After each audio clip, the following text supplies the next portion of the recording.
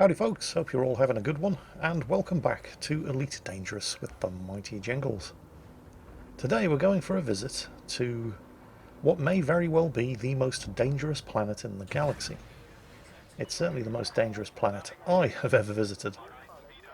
In preparation for this trip, I've fitted out my Diamondback Explorer, the GCU only slightly bent, with an extra heatsink launcher, which appears to have put me 1% over the maximum power output of my power plant, so I'm going to have to tinker with the various different power settings to make sure I don't have any unfortunate incidents in the planetary landing that I'm about to attempt. Emphasis being on the word attempt. I can disable the weapons. I'm not going to be needing the weapons for this. In fact, the only reason I even have weapons on this ship is for activating Ancient Guardian Key sites. So, there we go. Beam lasers disabled, or single beam laser disabled. Puts me comfortably at 94% power output on my power plant. So, hopefully, no power related incidents in what I'm about to attempt. Now, we are heading for a system that goes by the name of Scadi. There it is. Or it would be if the galaxy map wasn't crapping out on me again. Let's try that again. Scadi. And there it is. The Scadi system is a mere 49.74 light years from Jameson Memorial Starport and the Shinrata Desra system. And my Diamondback Explorer is easily capable of doing that in one jump. So, course plotted. Let's get the ship pointing in the right direction. We're far enough away from the station now. We're no longer mass locked. We should be able to jump. I'm going to slow it down though. I don't want to fly into the station's sphere of influence and have the jump aborted until I'm ready. So, while we're spooling up the frameshift drive, Frontier Developments made an announcement yesterday, which is good news for anybody who's thinking about getting the game but hasn't actually committed yet. It turns out that as of the 27th of October, the Horizons expansion will be included at no extra cost as part and parcel of the base game Elite Dangerous. Now, they're obviously doing this in preparation for the Odyssey expansion, which is due out early next year. But it's a nice trend, suggesting that every time a new expansion comes out for Elite, all of the previous expansions will be included at no extra cost in the base price of the game. So if you are thinking about getting Elite Dangerous, I'd encourage you to do so because it's a great game, but I'd also say, unless you can get it on sale somewhere at an even better price, wait until the 27th of October because then you get not just Elite, but also the Horizons expansion at no extra cost. Anyway, here we are. The Scadi System. And what's remarkable about this system? Well, not the star, it's a Class G white-yellow main sequence star with a surface temperature of 5,500 Kelvin. It is, in all respects, very, very similar to our own Sun. So what else is going on here? Well, there's one orbital, Coriolis Starport, Heck Reserve. Not particularly remarkable. There are a couple of fleet carriers in the system, possibly here for the same reason that I am. There's one Earth-like world, Scadi 4, I'm sure it's a very nice place. Scadi 5, a rocky body, 1,200 light seconds out. Scadi 3, another rocky body. Scadi 2, yet another rocky body, but it's Scadi 1, a metal-rich body which is only 2.54 light seconds away from the star that bears this system's name. Now you may be thinking, that seems pretty close, and in fact the surface temperature on Scadi 1, on the side facing the Sun because the planet is tidally locked, is nearly 1,000 Kelvin, or about the average surface temperature of a brown dwarf star. And what? I'm being interdicted. But I've got nothing. Okay, fine. I actually prefer being interdicted by NPCs to players for two reasons. It's a lot easier to shake an NPC, and also the threats that NPCs send you tend to have better spelling and punctuation. And there we go. Right, anyway, so Scadi 1, tidally locked planet. Just a couple of light seconds from the surface of the Sun that it orbits. Surface temperature of nearly 1000 Kelvin on the sun-facing side, 2.54 light seconds out from the sun. Let me just put that distance into perspective for you. We're going to be fuel scooping from that star before we get near the planet that we're trying to land on.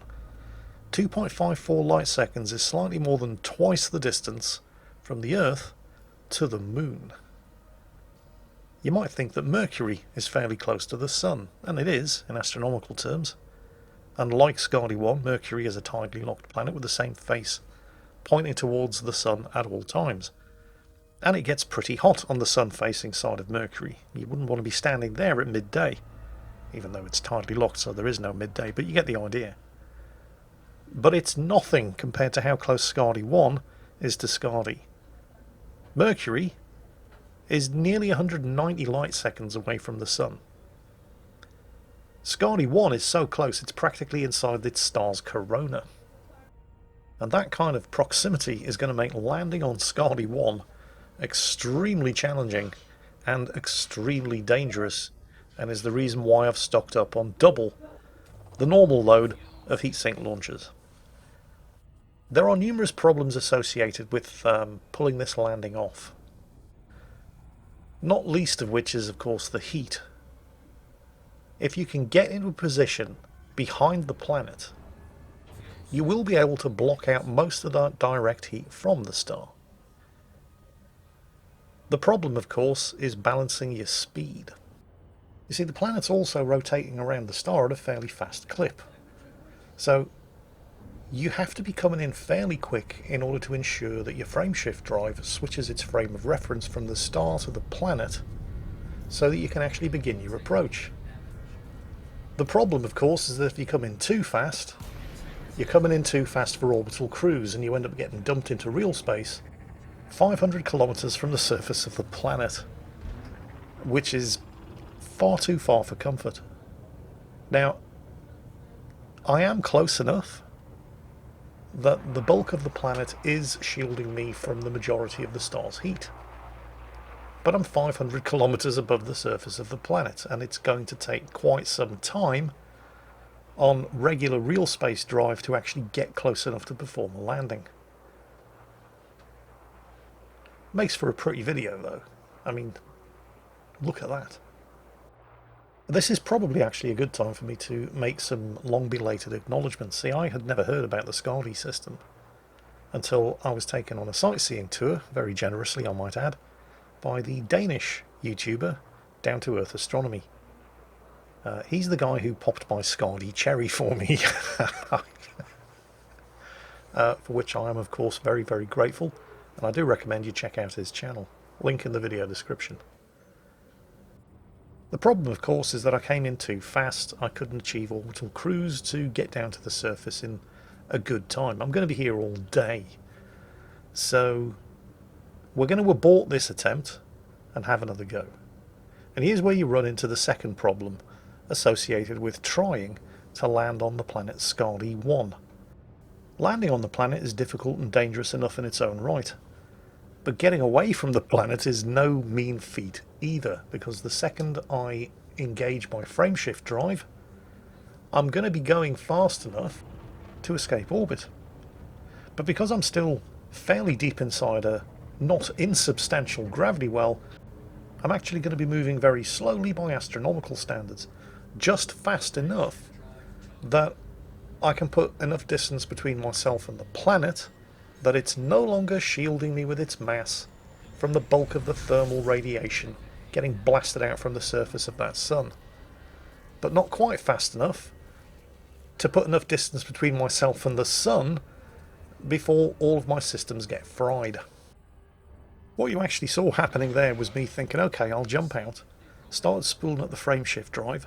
Ship started getting really hot because spooling up the frameshift drive also generates heat. Thinking to myself, ouch, ouch, ouch, hot, hot, hot. Actually, no, this is a bad idea. Then the frameshift drive went online and I couldn't cancel it in time. And so, yeah. All I'm going to say here is thank God for heat sinks. I've popped one. I'm heading away from the star now, but temperature is still climbing because I'm still actually inside the star's corona in fuel scoop range. Heat levels are now critical. I'll pop another heatsink, although you can probably let your heat levels get as high as 150% before you use the heat sinks if they're in short supply. Your systems will take some damage, but it's unlikely to be critical. But I've stocked up on double heatsink launchers specifically for this trip, so I may as well use them. And we are finally approaching 0.5C, which means that we're now pretty safe. We're far enough away from the star now that it's no longer actively cooking me or my ship. So, first attempt failed. Well, it didn't actually fail. I mean, yeah, I got dumped back into real space way too far above the surface of the planet and way too fast for orbital cruise. But I could have just continued flying in real space. I had the bulk of the planet between myself and the sun. I wasn't cooking anymore, and it would have probably taken about 20 minutes to actually get down to the surface, but I could have done it that way. But I'm going to at least attempt to do it efficiently and properly. The problem with efficiently and properly is that it also means the hot way, because I have to come in slowly enough that I'm not going too fast for orbital cruise, which means I'm spending more time exposed to all of that heat. Come on. See, I'm having to actually chase the planet a little here. You should be able to tell when I actually switch into the planet's frame of reference. And there it is. Now I need to get that planet between me and the star while simultaneously slowing down, and I'm still too fast for orbital cruise. I don't think I've ever managed to successfully pull off an efficient orbital insertion around Scadi 1. But if you find yourself in this situation, and let's face it, most of us probably are, coming in too fast for orbital cruise because we panicked because our ship was cooking. It's a really tricky trade-off. There is something that you can do. You see, we're only just inside orbital cruise altitude, so we're just waiting for the frameshift drive to finish its emergency cooldown, and then we're going to activate it again, and this time immediately throttle down. So here we go. And come on. There it is. Right. Throttle down. Come on. Come on. Heat levels critical again. I still have one heatsink left after this. I need to, because I want to ideally land someplace near the horizon so we can actually see the sun from the surface. But not too near the horizon because I don't want to cook. That's the trick, isn't it? So I've used 5 of my 6 heat sinks. If you find yourself in this situation and you are running low on heat sinks, I definitely recommend you take a trip to Heck Orbital, I think is the name of the station in this system, and restock. Because you are going to need heat sinks when you come to try to leave this planet. Let's see. How far up are we? 27 kilometers.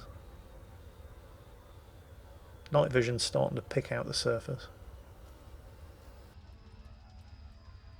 And we're cooling down nicely. Well, I mean, we're not. But we're not getting any hotter. And we are actually starting to cool down. Down to 78% thermal efficiency. Thermal capacity, not efficiency. The heat gauge that you can see down there, just above the radar, that indicates... It's a relative indication of how hot your ship is running, with 100% being the maximum capacity of your ship's ability to get rid of waste heat. Some ships tend to run a lot hotter or a lot cooler than others. There's one of Lacon's transporters which is notorious for it. You instantly go into thermal overload every time you arrive in a system. Which one was it? It's the first cheap, big bulk transporter. I think it might be the Type 9. No, the Type 7 transporter, that's it. That thing is horrible. Don't try to do this in a Type 7 transporter. You'll die. I remember the first time I got a Type 7 transporter, I thought, wow, I'm in the big leagues now. Because, I mean, it's probably the first large ship that most people are going to get. And it's not that expensive by the standards of other large ships. I mean, it's a fairly substantial investment if you've been flying a Type 6 transporter around, but the cargo capacity is amazing. The only problem is it's shit. It's just terrible. It flies like a brick. It overheats at the drop of a hat. I mean, I suppose it's a necessary evil on the road to something better, but it's not a step that people are going to enjoy. Anyway, don't come here in a Type 7 transporter. You'll burn. So, well, we made it. I'm looking for a way to turn off that space snow, but there doesn't. I mean, you can turn off the orbit lines from the cockpit, but you don't appear to be able to turn off the space snow. It's really distracting and annoying. But I guess we're just going to have to live with it. So, I'm going to try a little bit closer. I'm going to try to fly a little closer to the Terminator, so we can see. I realise that this is tidally locked, so it's not actually a sunrise, but it's the closest approximation for what we're looking for. You can see the sun's glow over the horizon, but we can't see the sun directly yet. So I'm going to spend a couple of minutes flying somewhere closer where we can put down and go and take a look in the SRV. Now, what you must be aware of if you're trying to duplicate this and see this for yourself is that, well, there you go, you can see the surface of the star appearing over the horizon. There are some nice solar flares on display there. But what you can see of the horizon from 3 kilometers up isn't the same as what you can see of the horizon from the surface. So if you're cruising along here 3 or 4 kilometers up and you see that and you think, well, that looks pretty nice, I think that's about as close as I want to get for comfort, I'll land here and go and explore further on the surface. You're not going to see that from the surface. So you do actually need to get a little bit closer than you think you do. You in fact need to get close enough. If you're thinking, well, how close do I need to get? When your ship starts cooking again, you're close enough. At that point, land. Once again, the bulk of the planet should be shielding you from most of the heat.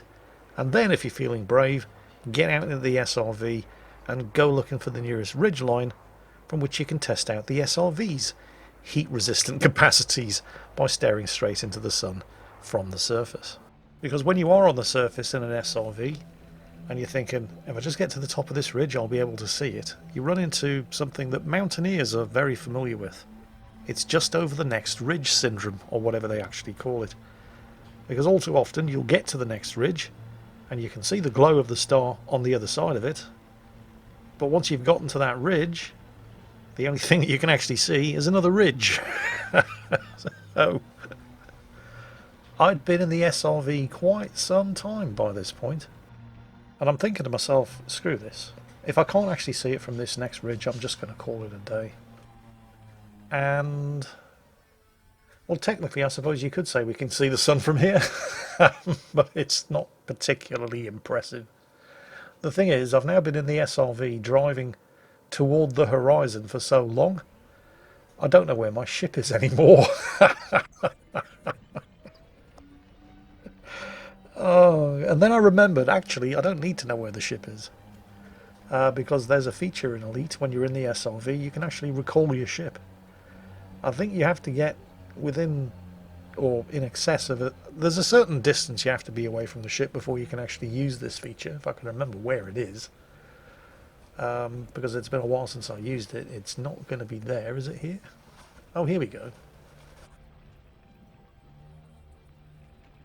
SRV, there we go, recall ship.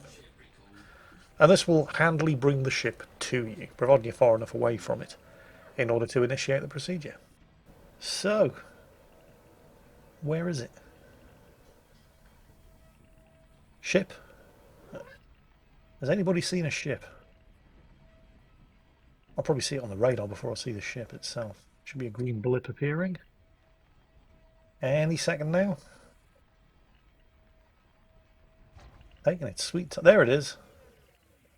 Where is it? There we go.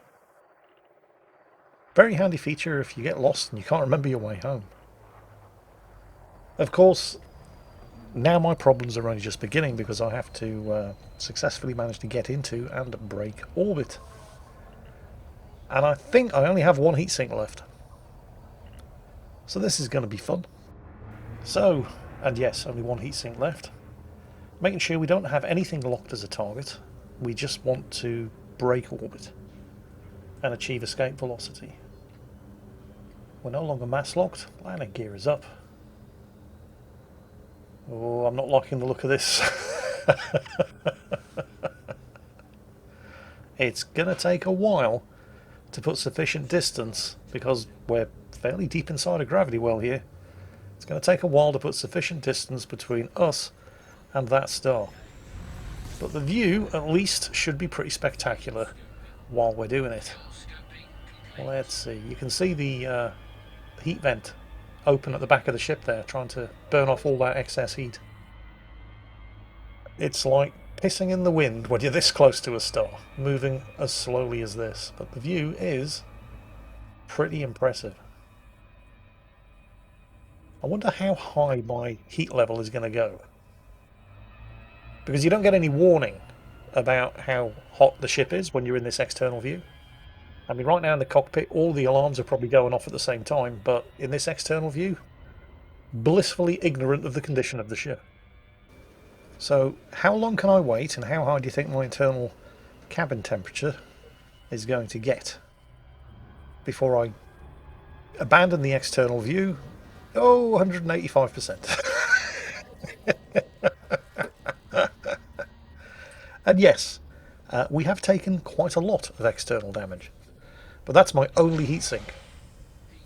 So if I'm going to die now, there's nothing I can do. The ship's going as fast as it can. 3.7 million meters per second. The rate of acceleration is getting better though. We're back up to 83% after purging coolant. Oh, come on. Come on. It doesn't matter if I'm in external view now, although I think I'm far enough away. I think we're good. Yeah, the star is noticeably receding behind me, so it looks like we're going to live. Looks like you can actually do it with just one heatsink, as long as you're prepared to suffer a fair amount of internal damage. So what exactly did get damaged during that escape from Scadi 1? Let's have a quick look at my modules. Oh, the Guardian frameshift drive booster's taken a hell of a knock. Power distributor is down to 85%. 50% cargo hatch. Yeah, the cargo hatch has terrible durability. Life support. Ooh, docking computer's down to 14%. You know what that means, don't you? If the docking computer's not working, this visit to Scadi 1 might kill me yet.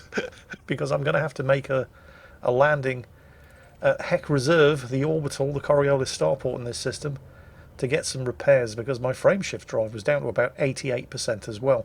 And I'm not in the mood for a frameshift drive failure. So I'm going to have to make some repairs. And luckily, there is at least a large functioning starport in this system. Where is it? Frameshift drive. Yeah, there we go. 88%. Nope. I'm not trusting that to get me home in one piece. So that was the Scadi system, the easily most dangerous planet I have ever visited thus far in Elite. There may be more dangerous planets out there. If you've got any recommendations for where you'd like to see me attempt to survive landing on next, by all means make them. Seriously, I'm getting... You know, I was transporting nearly 100 tons of extremely valuable rare goods in last week's episode, and I never got interdicted once. But when I'm flying around in a crappy Diamondback Explorer, a badly damaged Diamondback Explorer with nothing in my cargo bay, I get interdicted twice.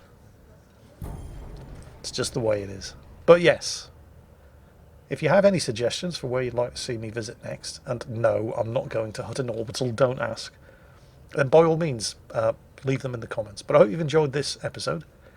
And if you have decided that on the strength of watching this, you want to pay a little visit to Scadi 1 yourself, do let me know how it went. Anyway, that's it for today. I hope you've enjoyed it. And as always, take care, stay safe, and I'll catch you next time.